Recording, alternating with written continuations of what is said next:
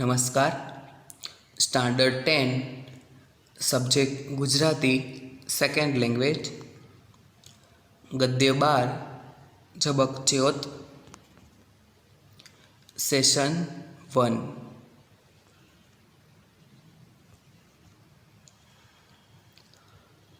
વિદ્યાર્થી મિત્રો, આજે આપણે ચેપ્ટર નંબર 12 ઝબક જ્યોત નામનું એકાંકી છે એની વાત કરીશું. આ એકાંકીના લેખક છે કૃષ્ણલાલ શ્રીધરાણી. કૃષ્ણલાલ શ્રીધરાણીનો ફોટો તમે બાજુમાં જોઈ શકો છો. કૃષ્ણલાલ શ્રીધરાણીનો જન્મ તારીખ 16/9/1911 અને એમનું અવસાન તારીખ 23/7/1960 રોજ થયું હતું. કૃષ્ણલાલ જેઠાલાલ શ્રીધરાણીનો જન્મ ભાવનગર જિલ્લાના ઉમરાળા ગામે થયો હતો. તો કૃષ્ણલાલ શ્રીધરાણીનું પૂરું નામ છે કૃષ્ણલાલ જેઠાલાલ શ્રીધરાણી અને એમનો જન્મ ભાવનગર જિલ્લાના ઉમરાળા ગામમાં એમનો જન્મ થયો હતો. તેમણે દક્ષિણામૂર્તિ, ગુજરાત વિદ્યાપીઠ અને શાંતિનિકેતન જેવી રાષ્ટ્રીય સંસ્થાઓમાં કેળવણી લીધી હતી. એટલે કે એમનો અભ્યાસ છે એ દક્ષિણામૂર્તિ, ગુજરાત વિદ્યાપીઠ અને શાંતિનિકેતન જેવી રાષ્ટ્રીય સંસ્થાઓ છે ત્યાં એમણે અભ્યાસ કર્યો હતો. કોડિયા અને પુનરપી એ તેમના કાવ્ય સંગ્રહો છે.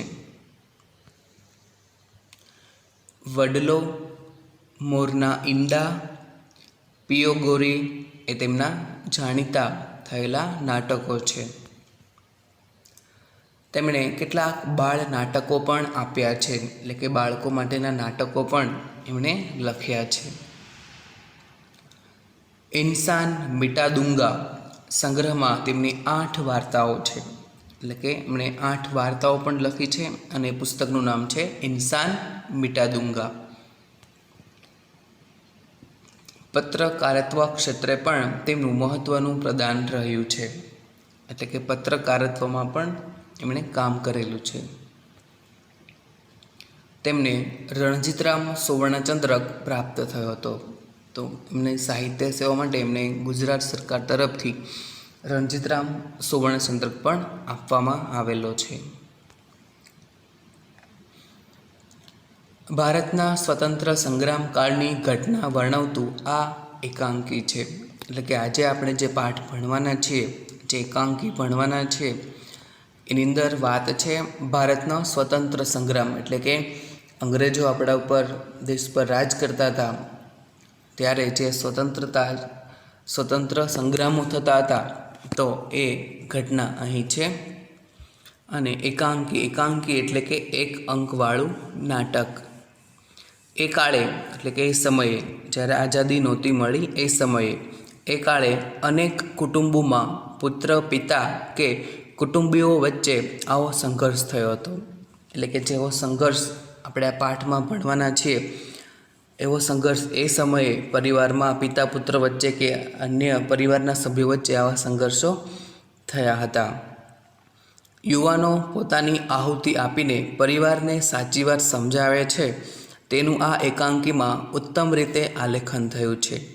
એટલે કે આ પાઠની અંદર આ જે એકાંકી છે એની અંદર યુવાન છે એ પોતાની આહુતિ એટલે કે પોતાના પ્રાણ આપી દઈને પણ પરિવારને સાચી વાત સમજાવે છે એનું ઉત્તમ રીતે આલેખન આ પાઠમાં આ એકાંકીમાં થયું છે. પિતા અમલ દેરાસરી અંગ્રેજ સરકારના અધિકારી છે અને અંગ્રેજોનો ખિતાબ મેળવીને તે રાજી છે. અહીંયા જે આ એકાંકીમાં એક પાત્ર આવે છે અમલ દેરાસરી, એ દીપકના પિતા છે અને એ અંગ્રેજ સરકારના અધિકારી છે અને અંગ્રેજો તરફથી એમને એક એવોર્ડ પણ અહીંયા મળેલો છે અને એનાથી એ ખુશ છે. પરંતુ તેમનો પુત્ર દીપક સ્વતંત્રતાના રંગે રંગાયેલો છે, પણ એનો જ પુત્ર એક અંગ્રેજ પિતા છે, અંગ્રેજ તરફથી છે એનું કામ કરે છે અને બીજી બાજુ એનો જ પુત્ર છે એ અંગ્રેજોને દેશમાંથી કાઢવા માટે સ્વતંત્ર સંગ્રામમાં રંગે રંગાયેલો છે. અગાશી પર રાષ્ટ્રધ્વજ ચડાવતા પડી જાય છે અને ઘાયલ થાય છે. સારવાર કારગત નીવડતી નથી, પરંતુ મૃત્યુ સુધી તેના ખુમારી અને દેશપ્રેમ અખંડ રહે છે. એટલે કે જે દીપક છે એ રાષ્ટ્રધ્વજ ચડાવવા જતાં અગાસી ઉપરથી નીચે પડી જાય છે અને એને વાગે છે અને સારવાર કરે છે, પણ એ સારવાર સફળ નથી થતી અને એ મૃત્યુ પામે છે. ત્યાં સુધી એનામાં દેશપ્રેમ અખંડ રહે છે. પુત્રના મૃત્યુથી દેરાસરીની આંખ ખુલે છે અને તેમનો દેશપ્રેમ જાગૃત થાય છે, જાણે તેમનો નવો જન્મ થાય છે. દીપક મૃત્યુ પામીને પણ દેશપ્રેમની જ્યોત પિતામાં જગાવતો જાય છે. પિતા પુત્રના સંઘર્ષ અને દેશપ્રેમને ઉજાગર કરતું આ હૃદયસ્પર્શી એકાંકી છે.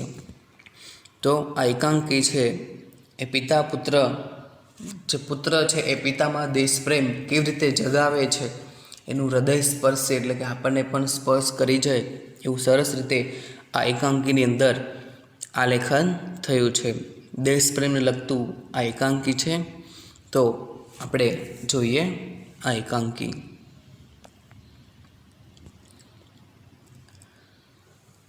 તો એકાંકીની શરૂઆત કરીએ તો શરૂઆત અહીંયાથી થાય છે 17મી મે. તારીખ છે 17મી મે અને ઈસવીસન 1930નો દિવસ છે. 17મી મે 1930નો દિવસ. અંધારી રાતના 8 વાગ્યાનો ટાઈમ છે. ગામદેવીના રસ્તા ઉપર આવેલા સર અમલ દેરાસરીના બંગલાના 3જા માળનું દીવાનખાનું છે. સ્થળ ક્યાં છે? તો જે ગામદેવી છે એના રસ્તા ઉપર સર અમલ દેરાસરી છે એનો બંગલો આવેલો છે અને બંગલાનો 3જું માળનું દીવાનખાનું છે ત્યાંનું આ વાત છે. હવે એનો આખો બંગલો કેવો છે એની વાત થોડીક કરે છે અહીંયા, કે કાચના ઝુમરો વચ્ચે વીજળીના દીવાઓ બળે છે. કે બંગલો છે અને એના પિતા અમલ દેરાસરી મોટા અધિકારી છે અંગ્રેજના, એટલે આલિશાન બંગલો છે એનો. એટલે કાચના ઝુમરો વચ્ચે દીવાઓ, વીજળીના દીવાઓ બળે છે. ઉત્તર અને દક્ષિણની દિવાલોમાં બાજુના ઓરડાઓમાં જવાના સામસામા બારણા પડે છે. એટલે કે જે ઉત્તર અને દક્ષિણની દિવાલો છે એમાં સામસામે રૂમના બારણાઓ છે. પૂર્વ તરફ અગાસીમાં જવાની ચાલ છે અને પૂર્વ દિશા તરફ ઉપર અગાસી પર જવાની સીડી છે અને પછી બાગમાં ઉતરવાની સીડી છે અને એના પછી નીચે જે બગીચો છે ત્યાં જવા માટે સીડી છે. પશ્ચિમનો ઝરૂખો રસ્તા ઉપર પડે છે અને બંગલાનો જે પશ્ચિમ દિશા તરફનો ભાગ છે ત્યાં ડાયરેક્ટ રસ્તો છે આગળ. ઓરડાની લાદી ઉપર કાશ્મીરી ગાલીચો છે. જે ઓરડાઓ છે એ ઓરડાઓની જે લાદી છે એના ઉપર કાશ્મીરી ગાલીચો પથરાયેલો છે. ખૂણાઓની ઘોડીઓ ઉપર ગ્રીક પૂતળા ગોઠવ્યા છે. તો ડેકોરેશન માટે ખૂણામાં ઘોડીઓ રાખી છે અને એના ઉપર ગ્રીક પૂતળાઓ ગોઠવ્યા છે, એટલે કે ગ્રીક દેશના. ભીતને અઢેલીને લાલ મખમલના સોફા મૂક્યા છે. તો ભીતને અડીને લાલ મખમલના સોફા પણ મૂકેલા છે. વચ્ચે એક મોટું ટેબલ છે અને એની ઉપર પિત્તળના ફૂલદાનમાં ગલગોટા અને જાસૂદના સહેજ કરમાયેલા ફૂલો ગોઠવ્યા છે. અને વચ્ચે એક ટેબલ પડ્યું છે. ટેબલ ઉપર એક પિત્તળની ફૂલદાની છે અને ફૂલદાનીની અંદર ગલગોટાના અને જાસૂદના સહેજ કરમાઈ ગયેલા ફૂલો એ ફૂલદાનીમાં ગોઠવેલા છે. બગીચામાંથી આવતો પવન ધૂપસળીઓની સૌરભ લઈને પશ્ચિમના ઝરૂખામાંથી મંદ ગતિએ પસાર થઈ જાય છે. હવે આગળના ભાગમાં બગીચો છે, તો ત્યાંથી પવન આવે છે સુગંધીદાર ધૂપસળીઓનો સૌરભ એટલે કે સુગંધ લઈને, અને પાછળનો જે ઝરૂખાવાળો રસ્તાવાળો ભાગ છે ત્યાંથી પવન પસાર થઈ જાય છે. દિવાલ ઉપર ગવર્નરો અને વાઇસરોયની છબીઓ છે, કારણ કે એના પિતા છે અંગ્રેજના અધિકારી છે ભારતીય, તો પણ એ અંગ્રેજનું કામ કરે છે, એટલે એના જે ઘરની દિવાલો છે એના ઉપર અંગ્રેજ ગવર્નરો અને અંગ્રેજ વાઇસરોયો જે અહીંયા આવ્યા હતા એની છબીઓ છે. અને પશ્ચિમની દિવાલમાં ઊંચે મહારાણી વિક્ટોરિયાનો જબ્બો ઉપાડીને ચાલતા રાજાઓનું મોટું તૈલચિત્ર છે. જે પશ્ચિમની દિવાલ છે એના ઉપર એક મોટું મહારાણી વિક્ટોરિયાનું ચિત્ર છે. એવું ચિત્ર કે જે વિક્ટોરિયા હોય અને એનો પાછળનો જબ્બો હોય એ રાજાએ ઉપાડેલો હોય એવું મોટું તેલ ચિત્ર, એટલે કે કલર તેલમાં બોળીને પેઇન્ટ કરેલું ચિત્ર છે. એનાથી ઘણે નીચે, એટલે કે એનાથી નીચેના ભાગમાં એ જે ચિત્ર છે એનાથી નીચેના ભાગમાં સોનાની ફ્રેમમાં મઢેલો નાઇટહુડનો ઇલકાબ ખત વીજળીના પ્રકાશમાં ચળકે છે. હવે અંગ્રેજ સરકાર એમને સર અમલ દેરાસરીને એવોર્ડ આપેલો છે, નાઇટહુડનો ઇલકાબ ખત એટલે કે એવોર્ડ આપેલો છે, અને એ ત્યાં નીચે સોનાની ફ્રેમમાં એને મઢાવીને રાખ્યો છે અને એ વીજળીના પ્રકાશમાં ચમકે છે. પશ્ચિમના ઝરૂખા પાસે એક પલંગમાં 8 વર્ષનો દીપક તાવથી ધગધગે છે. અને જ્યાં પશ્ચિમ બાજુ ઝરૂખો પડે છે ત્યાં પલંગ છે, અને પલંગ ઉપર 8 વર્ષનો દીપક છે એ તાવથી ધગધગે છે. એના માથા ઉપર અડધા કપાળને ઢાંકી દેતો સફેદ પાટો બાંધ્યો છે. એટલે કે દીપકના માથા ઉપર અડધા કપાળને ઢાંકી દે એવો મોટો સફેદ કલરનો પાટો બાંધેલો છે માથા ઉપર, અને પાટામાં લોહીના ડાઘ છે, અને જે પાટો બાંધ્યો છે એમાં પણ લોહીના ડાઘ છે. વચલા ઉઘાડા ભાગમાંથી અને કાનની આસપાસથી એના લાંબા સોનેરી વાળની લટો ડોક્યા કરે છે. અને જે પાટો બાંધ્યો છે એમાંથી અને ઉપર જેના સોનેરી વાળ છે એની લટો જાણે કે બહાર આવી ગઈ છે, જાણે કે બહાર ડોકાતી હોય એવું લાગે છે. દીપકની માતા મેના. હવે એક પાત્રો જેવા આવે છે. પેલો સર અમલ દેરાસરી છે જે દીપકના પિતા છે. દીપક 8 વર્ષનો છોકરો છે અને દીપકની માતાનું નામ છે મેના. તો દીપકની માતા મેના દીપકના ઓશિકા પાસે દીપકના બીડાયેલા પોપચા સામે તાકતી નીચી દ્રષ્ટિએ અને મલાન વદને બેઠી છે. તો દીપકની માતા મેના છે એ દીપકના બીડાયેલા પોપચા, એટલે કે એની આંખો જે ઉપર પાપણ હોય એ બંધ છે, એટલે એની સામે તાકતી, એટલે કે એની સામે જોઈને મલાન વદને, મલાન એટલે કે કરમાયેલું ચહેરો, ઉદાસ ચહેરો, વદન એટલે કે ચહેરો, તો ઉદાસ ચહેરે એના સામું જોતી ત્યાં એની બાજુમાં બેઠી છે. દીપકની 9 વર્ષની બહેન ઉર્મી ઓશિકાની બીજી બાજુએ લપાઈને ઊભી છે. તો દીપકને એક બેન પણ છે, એનાથી મોટી છે, 9 વર્ષની, દીપક 8 વર્ષનો, અને એનું નામ છે ઉર્મી. તો એ ઉર્મી છે એ પણ દીપકનું જે ઓશિકું છે એની બીજી બાજુએ લપાઈને ઊભી છે અને ભાઈના મોઢા તરફ એકીટસે જોઈ રહી છે. આસપાસ ખુરશીઓ ઉપર દીપકના પિતા અમલ દેરાસરી, ડૉક્ટર, પોલીસ ઉપરી નંદરાય અને અન્ય લોકો વ્યાકુળ ચિત્તે બેઠા છે. તો આટલા પાત્રો છે. ફરીવાર જોઈ લઈએ કયા કયા પાત્રો છે. એક છે સર અમલ દેરાસરી જે દીપકના પિતા છે. અને દીપકના મમ્મી માતા એનું નામ છે મેના, અને દીપકને એક બેન પણ છે જેની ઉંમર 9 વર્ષની છે, એનું નામ છે ઉર્મી, અને ડૉક્ટર પણ અહીંયા છે, અને પોલીસના અધિકારી નંદરાય પણ અહીંયા છે, અને બીજા અન્ય લોકો પણ ત્યાં ઉદાસ ચહેરે બેઠા છે. પણ આટલા પાત્રો મુખ્ય છે. દીપકની ઉંમર 8 વર્ષની છે. થોડી વારે હસ્તઘડી સામે જોઈ ડૉક્ટર ઊભા થયા. થોડી વારે હસ્તઘડી એટલે હાથમાં પહેરવાની ઘડિયાળ, કાંડા ઘડિયાળ.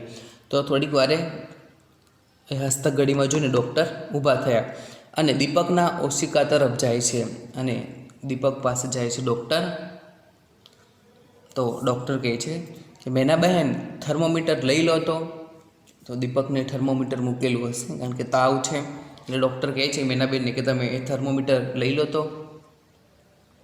એટલે મેના છે એ દીપકની બગલમાંથી થર્મોમીટર લઈ ડૉક્ટરને આપે છે, અને પછી ફિક્કે ચહેરે ડૉક્ટર સામે જોઈ રહે છે. સૌની આંખો ડૉક્ટર સામે મંડાઈ છે. હવે કેસ એકદમ સિરિયસ છે અહીંયા, એટલે હવે બધાના આંખો ડૉક્ટર તરફ મંડાય છે કારણ કે સિરિયસ બહુ હાલત છે. એટલે હવે કેટલું ટેમ્પરેચર છે એ માટે બધા ડૉક્ટર સામે જોઈ રહે છે. એટલે ડૉક્ટર બોલે છે કે તાવ તો વધતો જ જાય છે, એટલે કે હાલત એકદમ સિરિયસ થતી જાય છે. ડૉક્ટરના મોં પર ઉચાટ દેખાય છે. ઉચાટ એટલે કે ચિંતા, એટલે કે ડૉક્ટરને એવો ચિંતામાં દેખાય છે કારણ કે એકદમ ટેમ્પરેચર વધતું જાય છે, તાવ વધતું જાય છે, એટલે ડૉક્ટરના મોઢા ઉપર પણ ચિંતા દેખાય છે કે તાવ તો વધતો જ જાય છે. તો સરમલ સૂકા અવાજે જાણે કે સૂકો અવાજ બેહી ગયો કારણ કે એના પિતા છે, એટલે કહે છે કેટલો? તો ડૉક્ટર કહે છે કે 4. તો સૌ ચમકીને 4, કે એટલું બધું વધી ગયું છે ટેમ્પરેચર? તો ડૉક્ટર કહે છે કે હા, બરફ મૂકવાની જરૂર છે, પણ માથાનો ઘા બહુ ઊંડો છે એટલે મુકાય પણ કેમ? એટલું બધું ટેમ્પરેચર વધી ગયું છે, ડૉક્ટર કે બરફ મૂકવાની જરૂર પડે એમ છે, પણ માથાનો ઘા એટલો બધો ઊંડો છે કે બરફ પણ મૂકી શકાય કેમ? એટલે સરમર નિસાસો મૂકે છે. ડૉક્ટર નીચા નમી દીપકનો હાથ પોતાના હાથમાં લે છે, અને ડૉક્ટર પછી દીપકનો હાથ ચેક કરે છે, અને દીપકને કહે છે ડૉક્ટર કે દીપક, હવે તને કેમ લાગે છે? માથું દુખે છે? તો મેના છે દીપકની મમ્મી, એ દીપકના કાન સુધી નમીને, એટલે કે દીપકના કાન પાસે સુધી જઈને મેના કહે છે કે બેટા, ડૉક્ટર કાકા પૂછે છે કે હવે તને કેમ છે? માથું દુખતું મટી ગયું? તો દીપક છે એ ધીરે ધીરે આંખો ખોલે છે અને કહે છે બા, માથું તો ખૂબ દુખે છે, પણ મને ઠીક છે. ફરી આંખો મીચી દે છે. ક્ષણવારે ફરી ઉઘાડી, થોડીક વાર થઈ એટલે ફરી વાર ઉઘાડી અને કહે છે કે બા, ઉર્મીને બોલાવને. તો માં કહે છે, એટલે કે મેના કહે છે કે ઉર્મી તો અહીં જ છે બેટા, તારી પડખે જ ઊભી છે. એ કહે છે કે ઉર્મી તો અહીંયા જ છે બેટા, તારી પડખે જ ઊભી છે. ઉર્મીનો હાથ પકડી પોતાની તરફ ભાવથી ખેંચી ખોળામાં બેસાડી માથું પંપાળવા લાગે છે. અને પછી આગળ કહે છે કે તું પડી ગયો ત્યારથી એણે આંસુ સૂકવ્યા જ નથી. આંસુ ન સૂકવ્યા એટલે કે રડ્યા જ રાખવું, એટલે કે જ્યારથી તું પડી ગયો સવારનો ત્યારથી એ રડ્યા જ કરે છે. ઉર્મી ફરી રડવા લાગે છે અને મેનાની છાતીમાં મોઢું ઢાંકી દે છે. દીપક કહે છે કે ઉર્મી, રોવાનું નહીં હો. રાષ્ટ્રધ્વજ ચડાવવા હું અગાસીએ ચડ્યો, બાપુ દેખી જશે એ બીકે ઉતાવળ કરવા ગયો અને પડી ગયો, એમાં તારો વાંક નથી.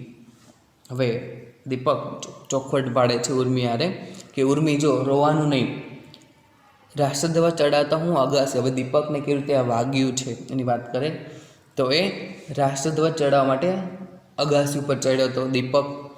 એટલે બાપુ દેખી જશે, એટલે કે પિતા તો અંગ્રેજ હતા, અંગ્રેજ તરફથી કામ કરતા હતા, એટલે સ્વાભાવિક છે તો પોતાના ઘરમાં તિરંગો ન ફરકવા દે.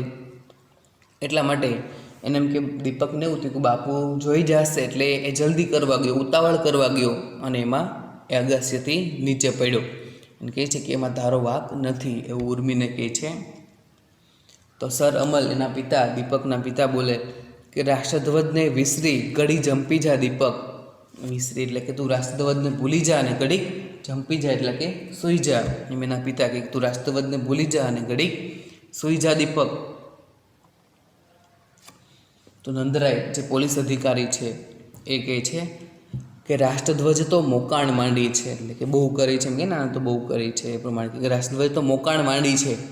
હજારોના માથા ફૂટ્યા તોય લોકોનો ચડસ ફૂટતો નથી. કે આટલા બધા લોકો કે એ સમયે આઝાદી માટે ઘણા બધા આંદોલનો થતા, તો ઘણા લોકો એમાં મૃત્યુ પણ પામતા, અંગ્રેજોને જેલમાં પૂરી દેતા, મારતા, ફાંસીએ લટકાવી દેતા. તો કહે છે કે હજારોના માથા પીડ્યા તોય હજી એનો ચડસ ઉત્સાહ ખૂટતો નથી. નેતાઓ તો બધા જેલમાં બેસી બગાસા ખાય છે અને આવા હૈયા ફૂટાઓ હોમાય છે. એટલે કે નેતાઓ તો બધા જેલમાં બેઠા છે અને આવા જે યુવાનો છે એ લોકો આમાં હોમાઈ જાય, એટલે કે એનો શિકાર બને છે એવું નંદરાય કહે છે. તો દીપક કહે છે કે એવું ન બોલો નંદકાકા, કે તમે એવું ન બોલો. તમે બોલો છો ત્યારે મને એમ થાય છે કે જાણે મારા માથાનો પાટો છૂટી ગયો અને સવારની જેમ દળ દળ દળ લોહી દળવા માંડ્યું.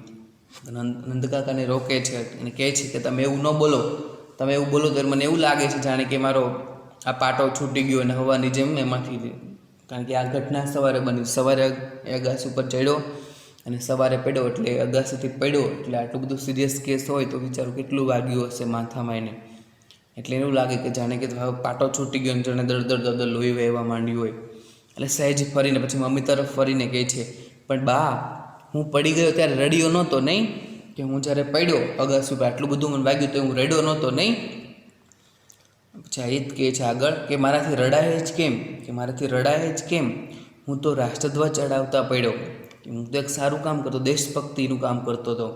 રાષ્ટ્રધ્વજ ચડાવવા ગયો એમાં પડ્યો, તેમાં મારાથી રડાય જ કેમ? એ તો ગર્વનું કામ હતું. તો સર અમલ ફરીવાર એના પિતા એને અટકાવે છે કે દીપક, હવે રાષ્ટ્રધ્વજની વાત છોડે છે કે નહીં? તે પાપ કર્યું અને પ્રભુએ તેની સજા પણ કરી, તું કેમ કંઈ સમજતો નથી?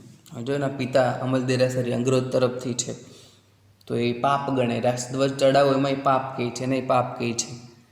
એટલે કે દીપક હવે રાષ્ટ્રધ્વજને વાત છોડે છે કે નહીં? તે પાપ કર્યું કે રાષ્ટ્રધ્વજ ચડાવો એને પાપ ગણે છે, કારણ કે અંગ્રેજ તરફથી છે, એના અધિકારી છે.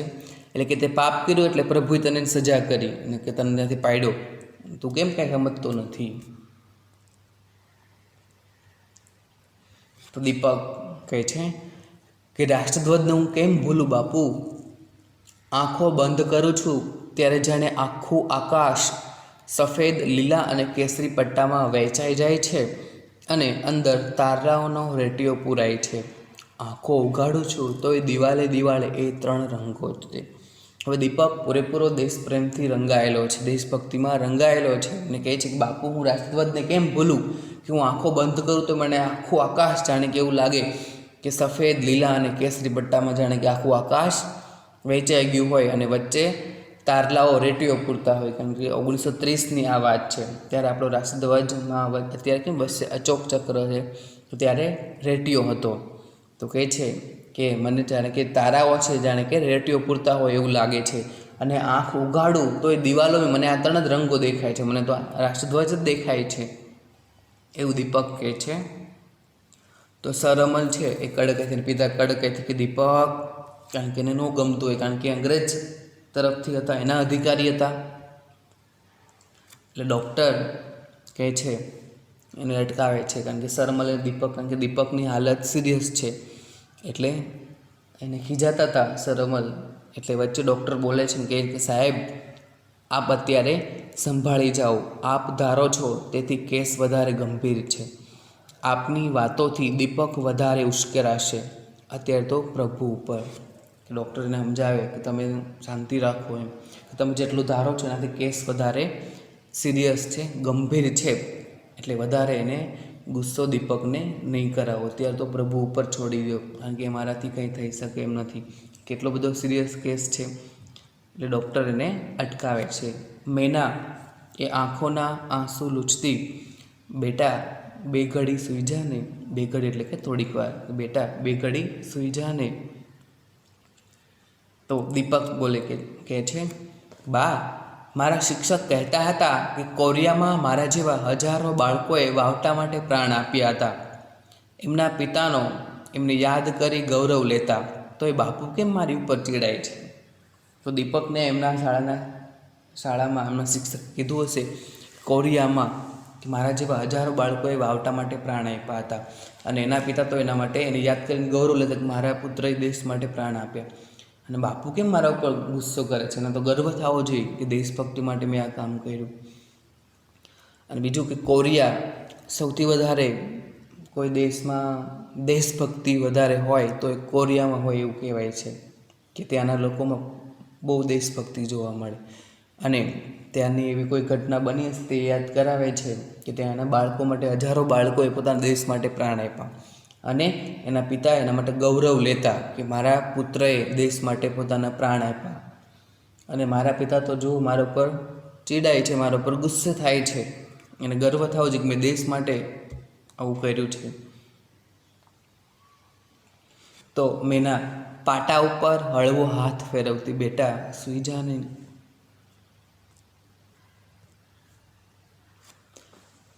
દીપક વાચાળ થતો જાય છે, આંખો વધારે ગહન બનતી જાય. વાચાળ એટલે વધારે બોલકો, કારણ કે કેસ એકદમ સિરિયસ થતો જાય છે એટલે એ ભાન ગુમાવી બેસે અને આંખો વધારે ઊંડી થતી જાય છે. અને દીપક કહે છે કે ઉર્મી, બપોરે બા જરા સૂઈ ગઈ ત્યારે તું આવીને મને કહી ગઈ હતી કે બાપુએ આપણા રામાના સુંદરને મારીને પૂરી દીધો છે, એને છોડ્યો કે નહીં? ઉર્મીનો હાથ પકડે છે, કેમ બોલતી નથી? હવે બપોરની વાત કરીએ કે બપોરે જ્યારે એની મમ્મી સૂઈ ગઈ ત્યારે ઉર્મી દીપક પાસે આવી હતી અને એવું કહી ગઈ હતી કે એના બાપુએ એટલે કે એના પિતાએ આપણા રામાના સુંદરને મારીને પૂરી દીધો છે, તો એને છોડ્યો કે નહીં? ઉર્મીનો હાથ પકડે, કેમ કંઈ બોલતી નથી? તો ઉર્મી કહે છે ધીમા સાદેની બીકથી, કારણ કે એના પિતાને યાદ છે એટલે ધીમા સાદેની બીકથી કહે છે કે બાપુએ હજી એને છોડ્યો નથી. વળી બાપુ તો કહેતા હતા કે હવે રામાને અહીંથી રજા આપવી પડશે. સાંભળ્યું છે ત્યારથી સુંદરની માં અને રામો રડ્યા જ કરે છે. તો દીપક અસ્વસ્થ થઈ આંખો મીચી દે છે, એના બીડેલા પોપચામાંથી આંસુ દળે છે. અને પછી કહે છે કે બાપુ એવું શા માટે કરો છો? મને નથી ગમતું. એમાં સુંદરનો વાંક હતો જ નહીં, એ તો વાવટો લેવા નહોતો જતો. મેં એની સાથે અબોલા લેવાની વાત કરી એટલે ડરતો ગયો. ત્યાર પછી પણ એણે તો કેટલી વાર મને ના પાડી. એમાં એનો વાંક નથી. બાપુ એને છોડી દો, રામાને રાખી લો, નહીં તો હું નહીં રહું. એમ હિબકા ભરી રડવા લાગે છે.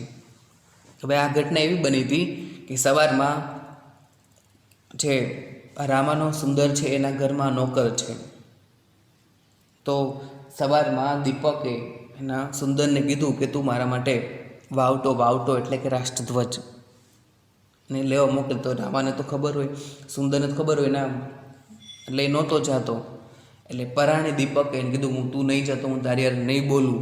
એમ કરીને પરાણે એને રાષ્ટ્રધ્વજ લેવા માટે મોકલે છે એના ઘરના નોકર સુંદરને.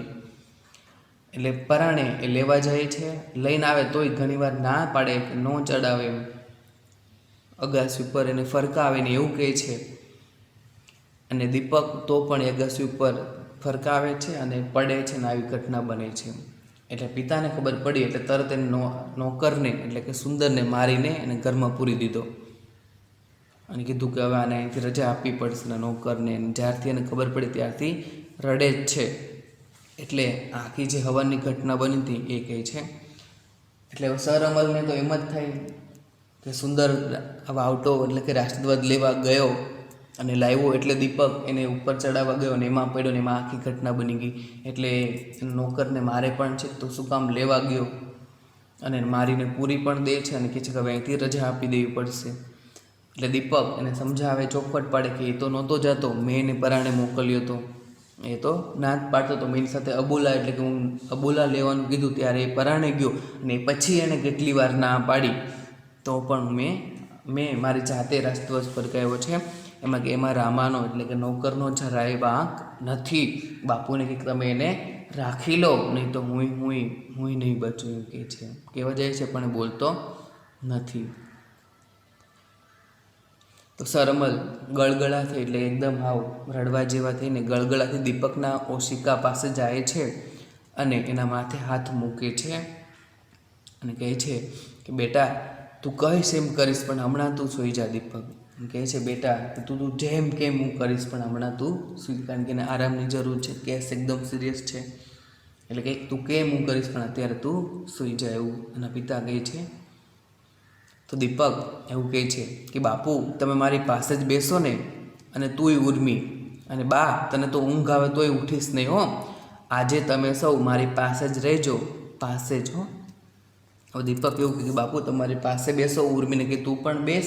મમ્મીને કે તને તો નીંદર આવે તોય તું ચાઈ જાતી નહીં, તું તો અહીંયા જ બેસજે. તમે આજે સૌ મારી સાથે જ રહેજો, મારી પાસે જ રહેજો. મેના કહે છે એની મમ્મી અમે સૌ અહીં જ છીએ બેટા, તું નિરાતે સૂઈ જા, કેમ બધા અહીંયા છે, તું નિરાતે સૂઈ જા. તો દીપક કહે છે બા મને ઊંઘ આવતી નથી, જરા મટકું મારું છું ત્યાં સ્વપ્ન આવે છે કે બાપુ વાવટો ઉતારી લેવા આવ્યા અને ઝાબકીને જાગું છું, પછી બાપુને અહીં જ ભાળી શાંત થાઉં છું. ઉર્મી જાતો જોયાવ ને વાવટો બરાબર છે કે નહીં. હવે એટલો બધો એના પિતાનો ડર છે દીપકને. એ કહે છે કે જરાક હું આંખ મીચું ત્યારે મને એવું લાગે કે જાણે બાપુ છે એ રાષ્ટ્રધ્વજને ઉતારી લે છે આપણે ઘર ઉપરથી. એટલે પાછું જાગી જાવ, પછી બાપુને અહીંયા જોઈને શાંત થાવ. પછી ઉર્મીને કે ઉર્મી જરા જોઈ આવતો જે વાવટો એટલે કે રાષ્ટ્રધ્વજ બરાબર છે કે નહીં. તો સરમલ એના પિતા કે બેટા એ બરાબર જ છે, તું હવે છાનો રહે. જિંદગીભર સેવેલી મારી વિચારસરણીઓ જાણે કડકાભૂસ કરી તૂટી પડે છે. હવે બંધ કર બેટા, બધું બરાબર છે. કે મારી જે જિંદગીભર મેં અંગ્રેજોની સેવા કરી, અંગ્રેજો માટે કામ કર્યું, એ જાણે કે બધું મારા જે વિચારો હતા એ જાણે કે બધા હવે ભાંગી તૂટી પડે છે. હવે તું બંધ કર બેટા, બધું બરાબર છે. તો દીપક કહે છે શું બોલી ગયા બાપુ, તૂટી પડે છે, આપણો બંગલો તૂટી પડે છે, એનું કારણ કયું? જુઓ તમે આપણા બંગલા ઉપર રાષ્ટ્રધ્વજ ચડાવતા નથી ને, તેથી જો તમે ધજા ચડાવો તો એ અડગ ઊભો રહે. કહે છે દીપક કે તમે શું કે તૂટી પડવાનું, કે આપણે બંગલો તૂટી પડે છે, કે તમે રાષ્ટ્રધ્વજ આપણે બંગલા ઉપર નથી લગાવતા ને એટલે તૂટી પડે છે. તમે એકવાર લગાવો ધજા એટલે કે રાષ્ટ્રધ્વજ લગાવો, પછી જુઓ અડીખમ ઊભો રહેશે. તો બેના મમ્મી કહે છે કે હવે સૂઈ જા બેટા, તારું માથું ચડશે, એટલે કે માથું દુખશે, હવે તું સૂઈ જા. દીપક આંખો મીચી જાય છે, થોડીવાર શાંતિ પથરાય છે. સૌ એકમેકની સામે ચિંતાતુર નયને જુએ છે. થોડીવારે દીપક આંખો ઉગાડે છે. દીપક કહે છે કે ઉર્મી જો 9 વાગે બરાબર 9 ટકોરે હું અહીંથી ફરવા જવાનો છું, તું મારી સાથે આવવાની હોય તો તૈયાર થઈને રહેજે. સુંદરને પણ તૈયાર થઈ રહેવા કહે છે હો. દીપક કહે છે ઉર્મી જો બરાબર રાતના 9 વાગે એટલે હું બરાબર 9 વાગે હું અહીંયાથી ફરવા જવાનો છું, અને તારે તું પણ મારી સાથે આવજે અને તું પણ તૈયાર રહેજે.